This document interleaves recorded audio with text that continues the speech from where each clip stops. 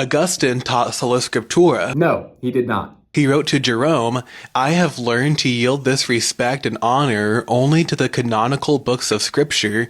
Of these alone do I most firmly believe that the authors were completely free from error. The Catholic Church believes in two types of infallibility, that which comes from divine revelation and that which is used for interpretation. According to Vatican II, divine revelation ended after the Apostolic Age, so this form of infallibility is given to Scripture alone. However, this isn't the only form of infallibility. Augustine supported this when he said, whatever we read in the canonical scriptures, we take only in the sense which it is held by the Catholic Church. And he wrote to Fortunatianus, for the reasonings of any men whatsoever, even though they be Catholics and of high reputation, are not to be treated by us in the same way as the canonical scriptures are treated. Notice how Augustine never says that there are no other infallible sources. He only says that we should treat scripture differently than church teaching. This is because scripture is divinely inspired while church teaching is merely protected from error. Both are still infallible, as Augustine says the decision of the whole church should be taken as final in matters of such difficulty. Now, even if Augustine was pro sola scriptura, it doesn't change the fact that the early Christians before him, such as Ignatius of Antioch, Clement of Rome, Irenaeus of Leon, and Polycarp, were all against sola scriptura. At the end of the day, it's best to follow the writings of Paul and to hold fast to the teachings that were handed down to us by word of mouth or by letter.